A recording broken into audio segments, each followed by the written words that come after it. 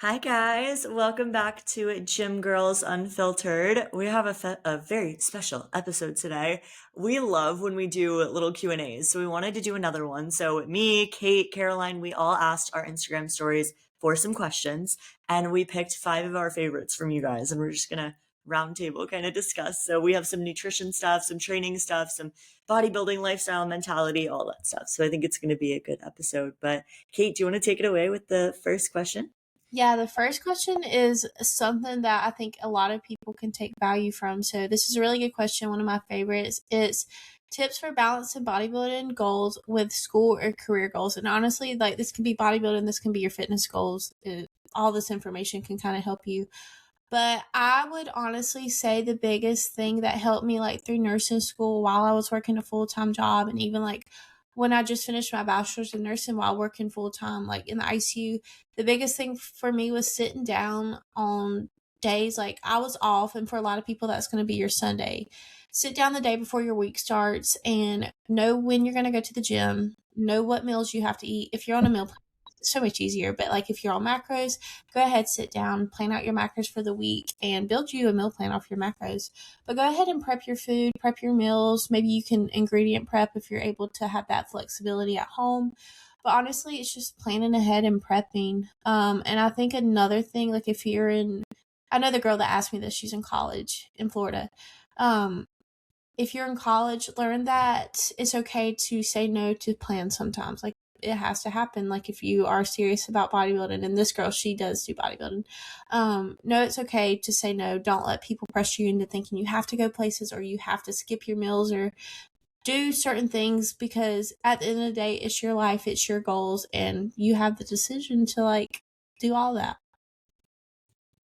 Yeah, I agree. I think the biggest thing here is going to be identifying what your goals are and what you need to do to get there.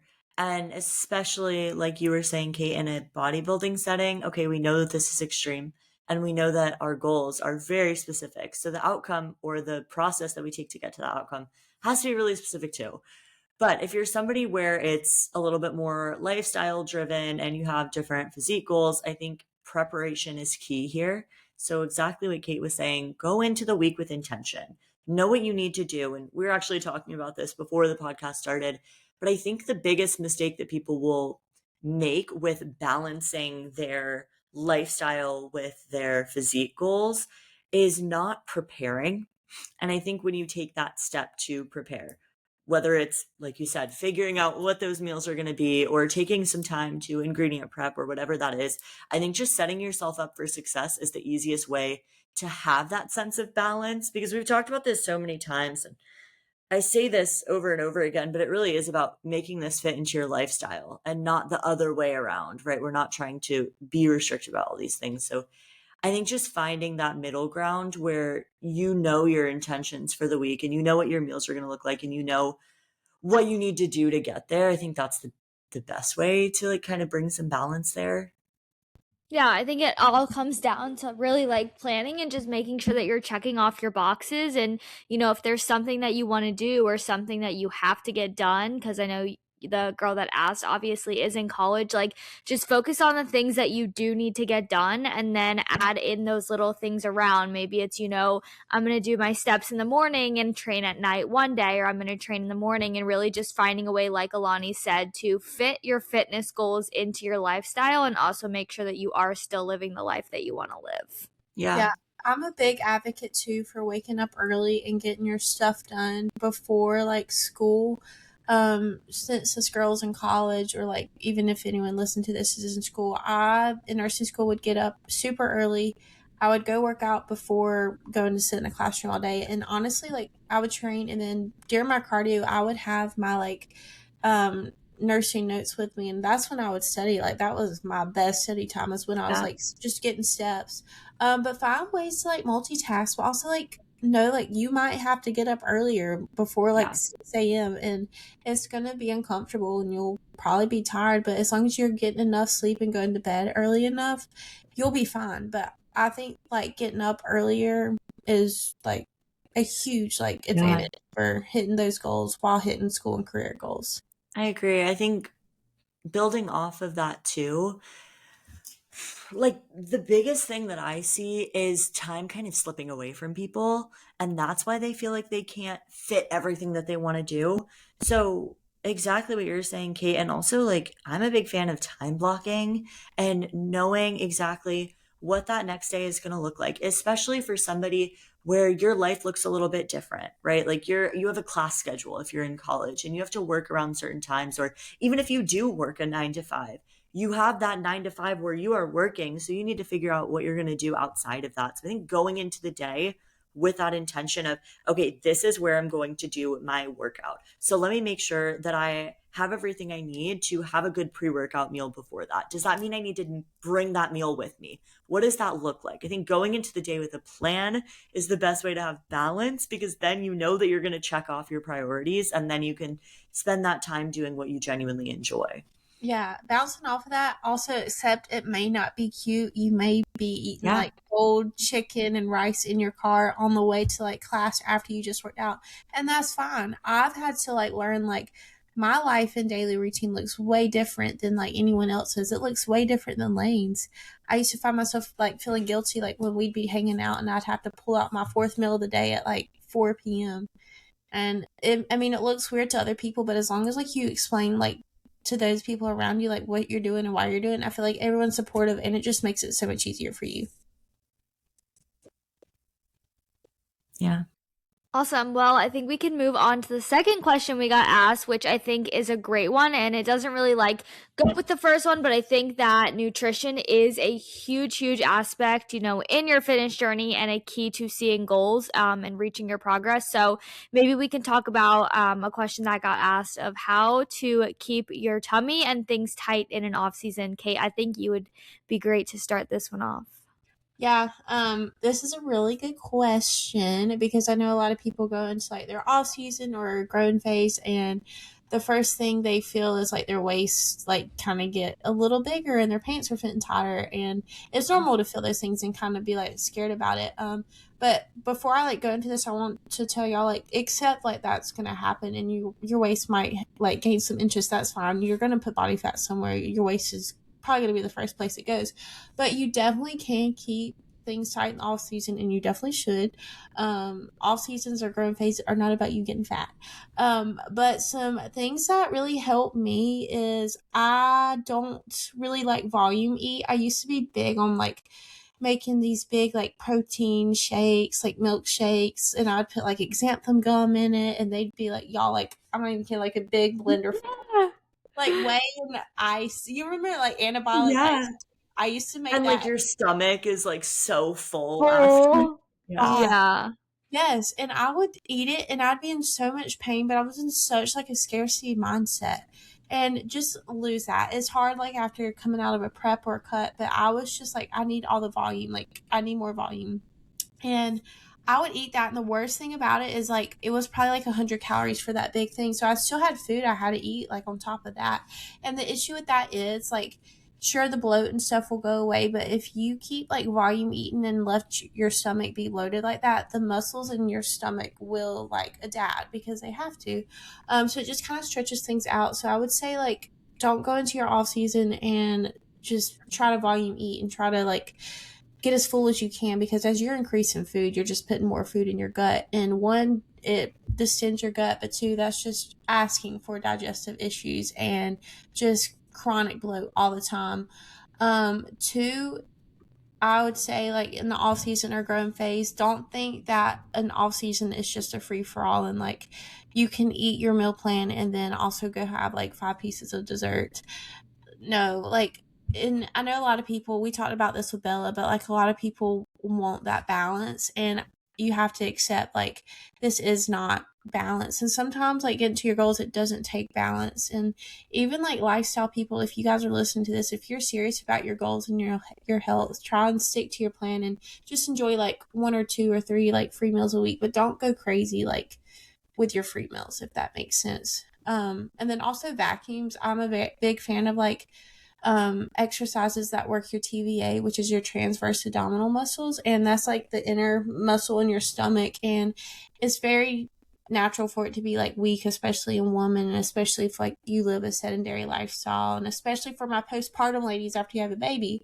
So yeah, that can just kind of help you control your tummy and just feel tighter. Yeah, I think something that a lot of people like kind of confuse off season with versus like being in prep is feeling like they do need to just have that all or nothing mindset and eat whatever they want and, not follow the plan. And I think it's like interesting how a lot of people and like even people that I personally follow on Instagram get the question asked of like, what do you eat in your off season? And it's like, I eat and they eat the same thing, just more of that food. Like it's not like they're going off plan. It's not like they're going and getting junk food all the time. Like they are eating these same foods. They're just eating bigger amounts of it. So it's really about just focusing on still eating those clean foods, eating those whole foods, fueling your body properly, just eating more of the foods.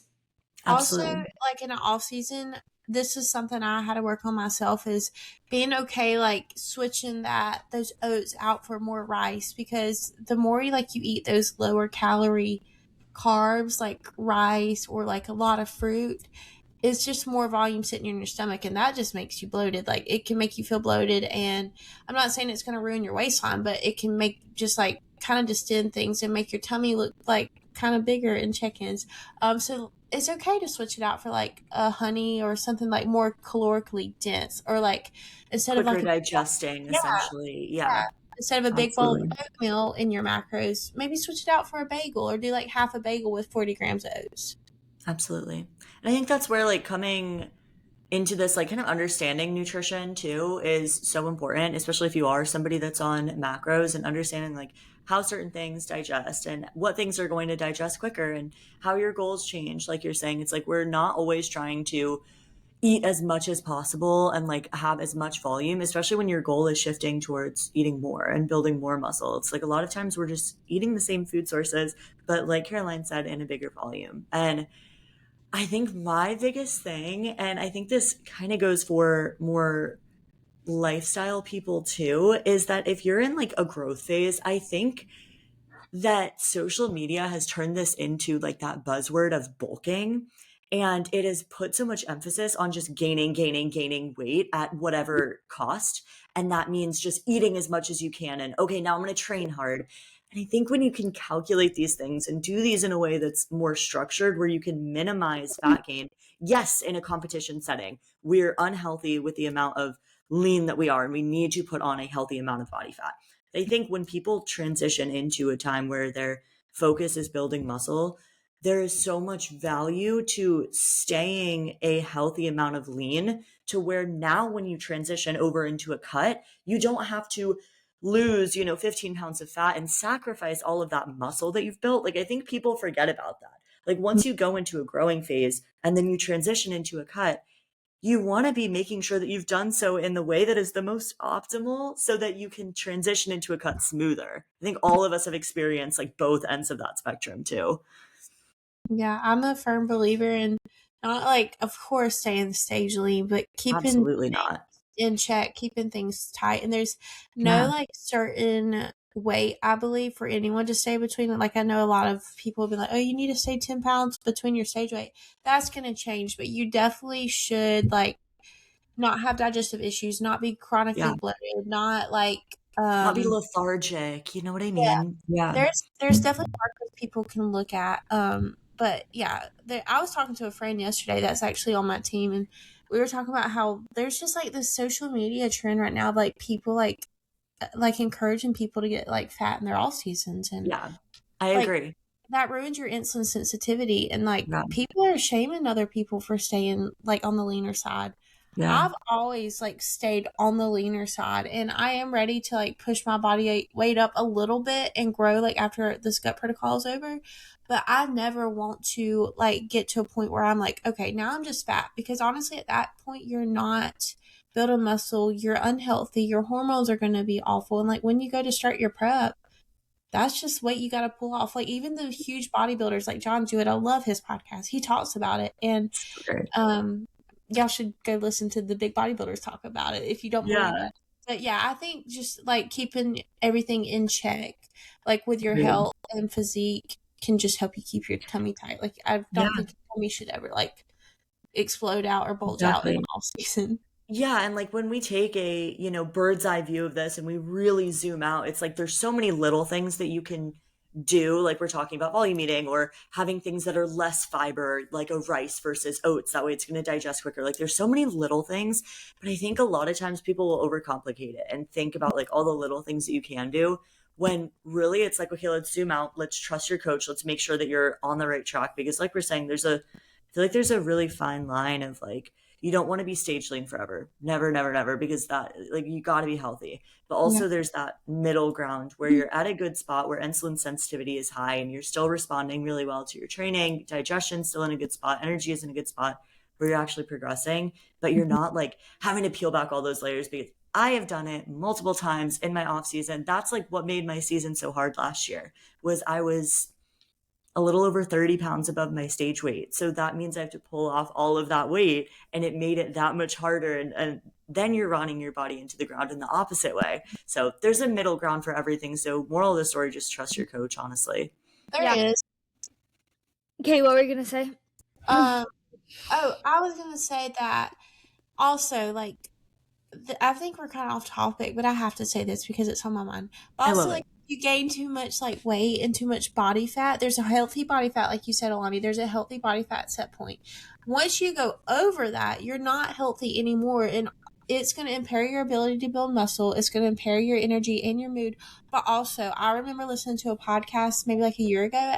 I think it was Adam. He was like, and once you get to that high body fat percentage, the coach, me as the coach, can't even tell if you're putting on the muscle because it's hidden under everything. So there's a lot of value in like keeping things tighter. I'm not saying stay stage lean. I'm not saying say like 10, 11, 12% body fat. I think a healthy point for women is like that 16 to 20%. And like where all the markers are good, where your period's there, where your energy's great, where like you're just having great workouts, pumps are good. Sure. Yeah, I I'm agree. done rambling. I'm glad that we like said that though, because I think that that conversation just hasn't been out there, and I think that a lot of people get it twisted, and they're like, "Oh, I have to be fat in my off season," and I'm like, "You don't have to be." Like, there's a very fine line. There's also a difference between getting fat and putting on muscle. Exactly. So. It's been like something on my mind too. I'm It glad just because I'm like, oh, like I want to talk about it, but it's hard. So I'm glad that you guys feel the same way too. girl, I've been trying not to say anything. I know. But it's hard. I mean, it's hard either way. It's hard to like, Yeah. anyways, I could ramble on forever. We'll have to talk about it outside. Yeah. Well, I will move on to the next question before we get into a wormhole. So this was a really fun question that somebody asked us. And it was, I think it's a really good opportunity for us to talk about training a little bit more. We have one more training question after this too. But this question specifically was, how would someone get started lifting in the gym that can't afford a PT? And first, I'm going to plug us a little bit. We did do an episode about, what's it called? It was like a beginner's crash course, or like, so you're stepping in the gym for the first time, something along those lines. And we went like way into detail there. But what would you guys say as far as this question? Yeah, you want to go first? Yeah, I would say, honestly, not that you should follow what people are doing on social media, but I definitely think that if you are, a beginner in the gym, I think getting on Instagram and finding people who are knowledgeable and actually know what they're talking about in the sport could be great to just follow and get some tips from. I Totally. think there's a lot of people out there you probably shouldn't follow and like do exactly what they're doing. But if you are just getting started lifting in the gym, I would say just focus on the basics. And like we talk about, it's a stepping stool. So just focus on those basics of maybe you show up to the gym 1 day a week. Maybe the next week you show up 2. Once you're able to dial in on those workouts, then start adding on that nutrition. But I think it's really about starting from the bottom and slowly working your way up, because if you go from 0 to 100 right away, you're just going to get burnout and you're not going to know what to do. Absolutely. I think you touched on something really important there, because like any movement is good movement. You're improving from your starting point. That's really the biggest focus. What I would say is that if you are wanting to improve too, I think we would all agree on this, is I would at least write something down.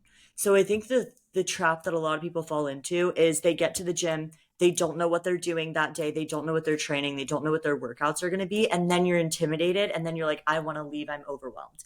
So I would go into the day with a plan. So maybe that means you open your notes app and, like you said, maybe like Caroline said, maybe your goal this week is to go to the gym 3 times. So you're going to figure out, okay, one day I'm going to do glute and hamstrings. The next day I'm going to do a full upper body. The next day I'm going to do glutes and quads. And then at least just write down like 4 to 5 movements that you're going to do. That way you at least have a goal in mind. If that machine is taken, you can pivot. If you don't feel like doing that movement, you can pivot, but at least you have something to kind of go off of, is what I think all of us would recommend.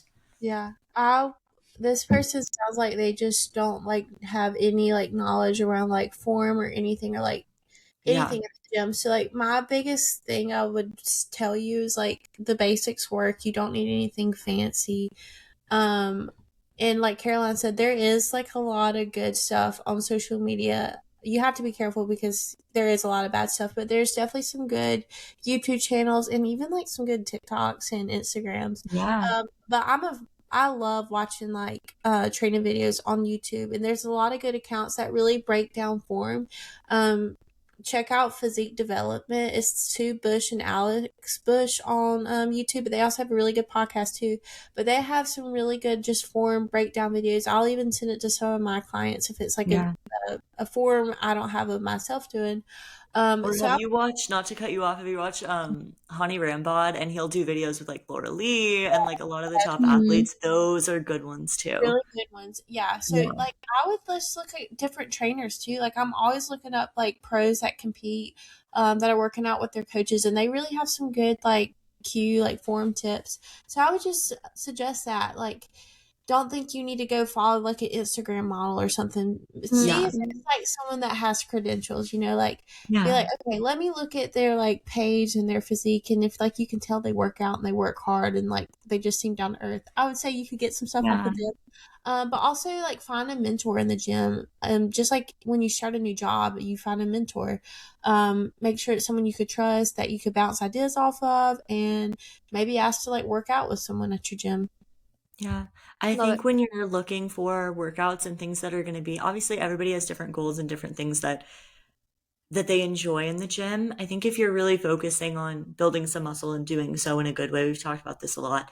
But when you're looking for those workouts, and actually Kate posted about this on Instagram too today, focus on weight training. Don't be shy to lift some weight. And obviously, it's going to take some time to get there. But really, really, if you're starting off, focus on those compound movements, your squat variations, like those type of big movements, rather than going straight to, okay, glute cable kickbacks. Mhm. Okay, like little accessory movements. Those obviously have a time and place and we all do them. But I definitely would not neglect the big lifts that we've been doing forever, right? Because they work, you're going to be getting in good resistance training, and then it would go from there. Yeah, that's how you build your foundation. But also, Absolutely. don't think that more is better, because when I started, I know a lot of people, they start out and they're like, oh, I'm going to the gym 6 to 7 times a week. I'm going to be there Yeah. for like three I'm going to hours. do 12 exercises. Like, yeah. Yeah. So just know like all you need's 5 to 7 exercises, 3 to 4 sets, even two, heck. And you don't have to go get on the Stairmaster for an hour every day. So No, simple works, basics work. Be nice to yourself and ask we for don't have help. to reinvent the wheel. I love it. Yeah. All right. So I guess that gets us into our fourth question. This is a nutrition question. So this one is 140 to 150 grams of protein at 105 pounds too much when trying to build muscle? Um, who wants to take this one away?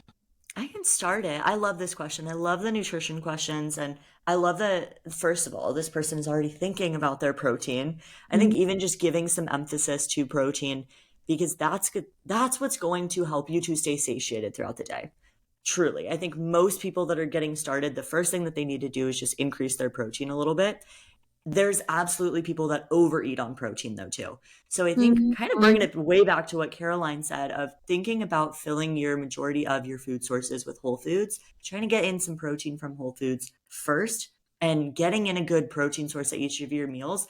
Big picture, when we really zoom out, like again, what we were saying, I think that's going to be the most important. But once you go in a little bit closer, like for example, when I'm onboarding new clients, I'll take a look at what their protein intake has looked like, go from there. I also do like to base it off of their body weight. So I have a little reference range that I like to keep people within. I would say though, generally that wouldn't be too much. Do you absolutely need 140 grams of protein? No, you would still see results with less, especially because then you have more room to push carbs, so you can have more energy and more room to keep fats in a good level. But big picture, like quick answer, I would say no, it's not too much. I would also just pay attention to where that protein is coming from and how your digestion is. Because usually Mm-hmm. that's the first thing. If you're overeating on protein, it might be hard for your body to break all of that down, especially when you're having so much of it at one time. So I would focus on just how you're feeling and spreading it out throughout the day. But what would you guys say? Yeah. First question I would ask is 105 pounds. Is that like, I wonder if that's like stage lean, like super, super lean, and maybe like their healthy body fat body weight is like 115 pounds, or is that like your normal weight? Let's just say in this case it's like your normal weight, you're healthy, you've got a period, your digestion is good. I think 150 to 155 would be like my top range I would go like for you. I kind of work with the range. I'd like 1 gram at minimum of body weight of protein for someone. So like the minimum protein you would probably want to eat is 105 pounds, 105 grams. And then I like a 1 gram, or it's hard to like say this. Words are hard. One, okay, let's say 105 times like one, like per gram of body weight. And then the max I like to go with my clients is 1.2. But I would say like with this person, like 150 would probably be the max. But like honestly, like I like a 1.2 times your body weight. So probably like 120, 125. I feel like that would be a good place for everybody, because like digestion, like you said, Alani, like protein's really hard on your digestion. But like if you're at like 140, 150 and you feel good and like you're able to get your other food in, your digestion's fine, you're not like having like any constipation issues or like super bad bloating, I'd say like stick with it, but I wouldn't go Yeah, like much further than like 150. Yeah. I I'd agree. say the And I same think, thing. yeah, Oh, before you go, just one thing that kind of like crossed my mind too is if you're, I think it also depends on what you're currently doing. So if you're around 105 pounds right now and you're used to having like 70 grams of protein, don't try and go to 140 grams protein tomorrow. I would try and start slowly building it up. But that's the only other thing that I would say. yeah, I would say I don't think that this is too much, but I think it also depends on what your carbs and fats are. Like you definitely want to make sure that you do have that healthy balance. Yeah. Because you definitely could, drop protein a little bit and add a little bit more carbs and fats if needed to. So I don't think that like it's necessarily too much at all, and it will help you build muscle. I think that like Kate and Alani said, it just comes down to how digestion is and Yeah. really like how your body is responding to it, because this person's body could easily be responding to it great, but then someone else at 105 pounds could eat the same amount of protein and their body respond different. So I think it really differs person to person. Yeah, Yeah. that's a good point, Caroline. I Also, love that. like if like I think a lot of people forget that their carbohydrates are protein sparing. So like you still are like getting some protein synthesis from your carbs. But yeah, you don't want like your protein 140, 150 if your fat's only like at 15 and you're just putting calories Exactly. there. So that was a really good point. I think on that same note too, like I think a lot of people, I don't think I knew this when I first got started, but like even us as bodybuilders, where we have really specific phases of like a growing season or prep, our protein doesn't really change a whole lot throughout the entire year. Like pretty much our carbs and fats are fluctuating. With that being said, though, something that's a good tool, especially like if you're kind of moving around too, is like for me, when I'm in a cut, my protein at the end will start to get a little bit higher. One, so you're making sure that you're holding on to that like dense muscle, but also to keep me fuller. So that's something that like changes a little bit. And then once you go into an off season, like right now, especially on something like a leg day for me, where my carbs are really high, kind of on that same note where we were saying you want to be taking into account where your carbs and fats are. I do play around with kind of lowering that protein just a little bit on those days where my food gets really high. That way I can still get in a lot of carbs and fats that I need to train hard, but without everything kind of sitting in my stomach. Am I Mhm. doing like 60 grams of protein? No, it'd still be more like 135. But on those days, sometimes I've played around with like lowering that a little bit. Mhm. Yeah, that was a good question. Awesome. Yeah, I really liked that question. Yeah. Do we want to move on to the last question? Yeah. Awesome. I guess I can read it out. So our fifth question is, and this is another good one, it's another good training one. And this is balancing rest with progress on a strained or fatiguing muscle. I think a lot of people ask this question to us. Yeah. I think the first thing I feel like a lot of these questions is like it depends, and like with this question, Yeah. it depends what muscle is injured and what kind of injury is it. Like, is it a major one or is it a minor one? I guess we'll kind of talk like it's a minor one. You didn't like tear your ACL or something. Yeah. But I have a client right now. He's kind of getting over a shoulder, like not an injury, but like he said it, he didn't feel it pop, but it's like been killing him to like even like bring his shoulder or arm up. So kind of how I approach this is I still, of course, like want him to go into the gym instead of doing like any pressing work or any movements that hurt you.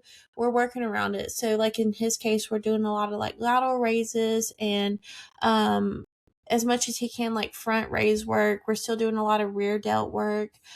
Just like avoiding like overhead pressing or anything. But I would just do the things that don't hurt you. Like if you go into the gym and you're working over an injury and something hurts, just stop. Like don't push it because that's just asking for something else to happen. But that a lot of like mobility and stretching work for your joints. And then you always can train like let's say you have a lower body injury, you can still hit upper body like pretty hard. So I would just say be careful and kind of listen to your body with it, honestly. Yeah. Honestly, personally, I have a I have like a pinch in my hip. And I also have like a bad left shoulder, and this doesn't really like go more so with rest, but I think that a hot take is a lot of people do not do their mobility, do not do their stability, miss out on stretching, and like it really is life changing. And so you should be warming up before and after your lifts. And like if you're really, really hurt, rest and recovery is like going to be your best option, and it's going to get you further than setting you back if you keep pushing. But I think that a lot of people can stop these things from happening if you just warm up properly and you're stretching and doing the proper things. Yeah. Also, Absolutely. like make sure your form is on point because let's say like this is someone doing like a RDL or something and they're like, "Oh, my back hurts. It's an injury." But make sure it's like actually like your form's on point before you just like assume you have an injury. I used to do what was it? Step leg deadlifts and it would kill my hamstring. And a lot of it was because I was like almost I don't even know what I was doing honestly. But it would like hurt my hamstring, it would hurt my back and I'd be like, "Oh my god, something's wrong with me." And then Mike told me to start like pretend I was pressing through my toes and that my toes were stapled into the ground. And we changed up how my feet were. Like I used to turn them like super wide out. Now like they're just slightly turned out. It changed everything for me. But also, yeah, I did have like a knot or something just like knotted up muscles in my hamstring too. And like I got body work and they were able to get it out. And I've never had the issue since. And also, since healing my gut, I swear I told Mike this. I was like, Mike, like ever since we started this gut protocol, like I have not had like any pain in that left hamstring. And I was like, I think it's my healthy gut. And he was like, you can tell yourself that. That is so you. It was probably like better form and stuff, but I do think like a healthy gut equals like better recovery. But who knows? That's so funny.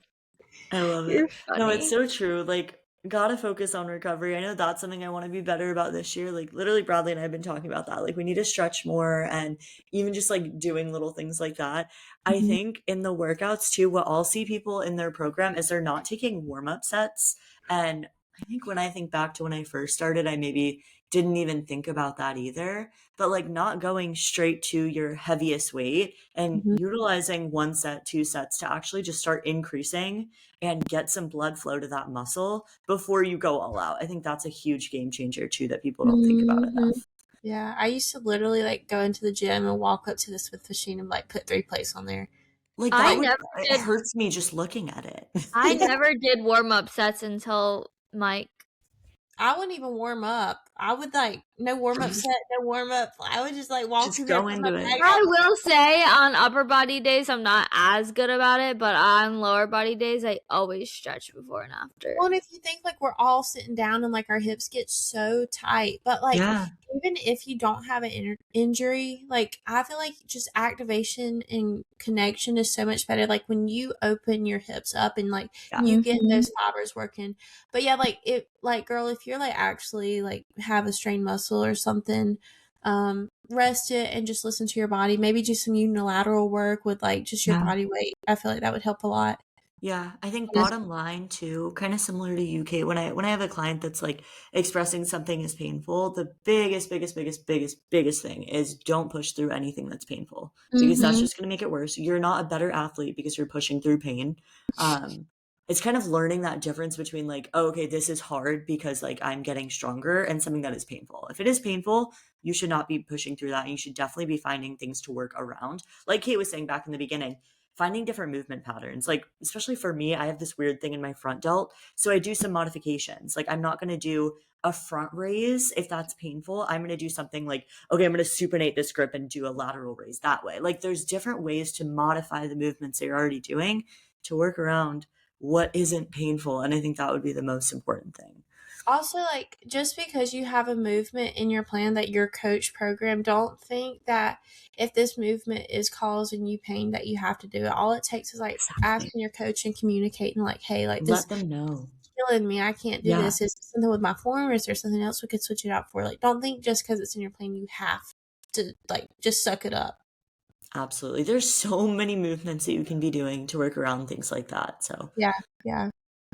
awesome. Awesome. Well, that was a fun one. Do you guys have any other Yeah. thoughts? No. Well, I could talk forever. I know. We got I'm really trying to keep myself, like, grounded. restrained. We have so many more episodes that we can continue chatting. So Yeah, we can. we have all of 2026 to chat. Wow. I know, but this is my last podcast in Georgia, everyone. Yay! Yay! Oh, finally. Finally, she's on to bigger, better things. It's so exciting. About ready. All right. Well, I think that's everything for us. This was a fun episode. I'm gonna go keep packing, and I know Caroline and Alani are busy. Y'all should see the pile of clothes Caroline sent me a while ago. It gave me anxiety. I have so much laundry to fold, and Carson's sick. So Oh no. Well, that was a fun one. Well, we'll wrap it up here, or else we would chat forever. But we will see you guys next week. Of course, you can find us on wherever you watch your podcast. That includes YouTube. And we are uploading every Monday at 5 a.m. right in the morning. And we'll see you guys next time. Kate, what time will it be Central Time? 4 a.m. 4 a.m. Or if you're in Cali, like Should 6 I do it for like 5 a.m. Eastern time though? But it will be 4 a.m. my time. Yeah, so we'll still say 5 a.m. Eastern time, but just so people know, it'll be 4. I'm always gonna be on Eastern time, girly. I'm gonna be in Texas, being like, oh well, back in Georgia, it's like, I don't know. Anyways, Yes, I'm nervous. that's funny. All right. I love it. All right, y'all have a beautiful day wherever you are. I hope you're having a great day and you enjoyed our podcast. Bye. Bye.